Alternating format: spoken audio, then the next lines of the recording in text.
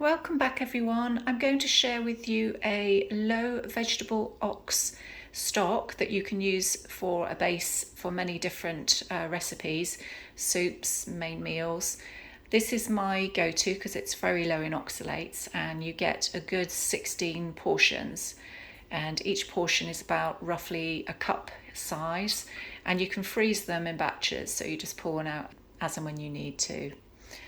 Okay, so the ingredients that I'm going to be using, yes, and carrots tend to be quite high in oxalate, so we're only going to be using a very small amount of this. So only 1/4 of a cup of chopped carrot, and you can just roughly chop these because obviously these are just going to flavour the water of the stock rather than actually that we're going to be using the vegetables. So just roughly chop them. We're also going to be using 1 cup of pak choy stalks, also known as bok choy. We're going to use 1 cup of chopped shallots. We're going to use approximately 1/2 cup of either turnip or swede. I'm actually using swede today because we can't actually get turnip at the moment in the UK. It depends on the seasons. But turnip or swede. And we'll go to the garlic next. We're going to use 3 garlic cloves, just roughly chopped. We're going to use 1/2 cup of celery, which again tends to be a bit high. Well, it's higher in oxalates, but we're only going to use a small amount. Because, as I say, the amount of water and portions we get from this, all in all, this actually comes out all very low oxalate. Okay, we're also going to use approximately 1 gallon of water. And for the actual sachet for the herbs, we're going to use 1 bay leaf, 1/2 teaspoon of dried thyme, 1 teaspoon of dried parsley. Just bear in mind, obviously, if you're using fresher ingredients, they may be a little bit higher in oxalate. And we're also going to use about 6 whole white peppercorns. Just zoom in so you can see those. Okay, so that's for all of the ingredients. Now, with the herbs, ideally you could use a cheesecloth. I've actually got a nutseed bag, which is just as useful, and you can pop them into that or into a cheesecloth and just pop it into the recipe. So because you need a very, very large saucepan for this recipe, because it's 1 gallon of water, I don't actually have that. So what I personally do is I just half everything and do it in 2 batches. So for today's recipe, I'm just going to half all these ingredients and just show you 1/2 of what I do, and then I will duplicate this after so that I've got the full batch. And before I forget, the other very, very finite last ingredient that we're going to use is a tablespoon of coconut oil. Any particular one is fine. That's also, any oils are low in oxalate, but they're particularly good for heating, as I've mentioned in my previous video, and so is ghee. So here we go, that's all the ingredients. So we'll just go to the prep stage. To start with, we're just going to put a large saucepan on the stove, and just put it on a 6 or 7 sort of medium to high heat. We're just going to melt the tablespoon of coconut oil, and once that's melted, we're going to add 1/2 of all the vegetable ingredients. So we're not going to put the herbs in yet or the water. We're just going to just gently fry 1/2 of these ingredients, roughly 1/2, so that we've got 1/2 for each batch. Obviously, if you've got a large saucepan and you can do it all in one, even better. There we go. So I've just placed 1/2 of each of those ingredients into the saucepan, and we're just going to let those fry just for a few minutes.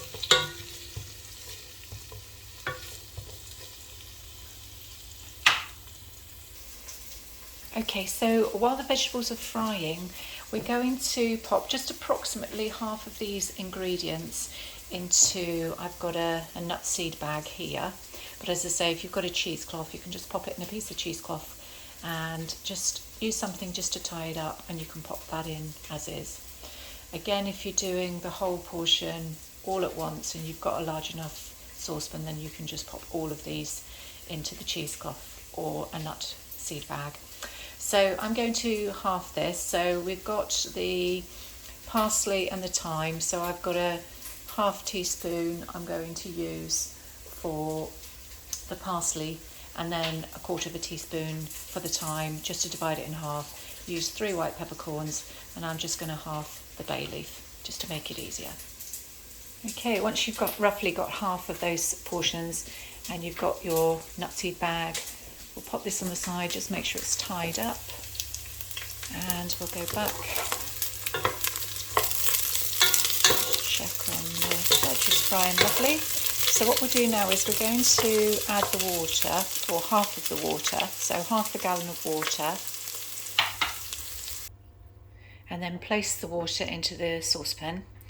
Okay, now we're going to add either the cheesecloth or the nutseed bag. Now obviously the nutseed bag is a lot bigger, but what I'm going to do, particularly with this one, is I'm just going to tie the cord around the saucepan just to give it some stability in there, particularly while we have it on boil. And I'm just going to soak that in the water. Okay, I'm then going to put a lid over the top. Okay, as you can see, that's sitting in the water, and we're going to put this on a higher heat so that we bring it to the boil, and then we'll come back to it. Okay, it's slowly coming to the boil now, and just a gentle reminder for those, if you are using a nutseed bag and you have a cord, just be careful if you're using any sort of gas stove or anything like that where it could obviously burn. If you're not sure, then just pop it in with the ingredients. It's not going to hurt as long as it's secured and the ingredients aren't going to come out. That will be absolutely fine. Okay, so what we're going to do now, we're going to bring it down to a simmer. About a 4 or a 5 is adequate. And we'll leave that now for approximately 30 to 45 minutes.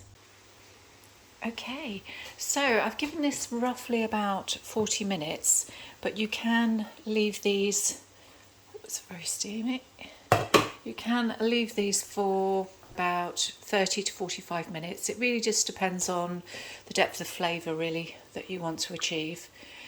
Okay, so once you've turned it off, what we're going to do is we're going to remove the nutseed bag with the herbs. This will just, by having it in a nutseed bag or even a cheesecloth, it just separates it from the next process when we remove the vegetables and sieve it out. Then we've just got a pure liquid left. Okay, we've got the vegetable stock here, and what you're going to need ideally is a sieve, because as I say, we want to strain out as much as possible. So just get a large bowl, big enough obviously to hold all the liquid, and yeah, we're just going to separate the vegetables now. And there we go. So this is kind of what you'll have left. So just shake off any excess. And as you can see, we've got a lovely liquid vegetable stock. So once this has cooled down, we will then just pop them into cup size portions. So I mean, like I said previously, you can put them into 2 cups or 1 cup and store them once it's cooled down and pop them in the freezer. Okay, so just to show you, I'm going to store them in 2 cup batches, and it gives you a small flat sort of container size or one this size, and it's just a nice size for storage in the freezer. So this particular batch, because we've done half the batch, will give us about 8 cups in total. And so yeah, so I hope this has been helpful. Like I said, if you can do it all in one, it will save you a lot more time. If you've got the right saucepan size, perfect. So I hope you enjoyed this recipe. Or if you've come up with a better solution, as always, please comment below. Otherwise, I'll see you for my next video.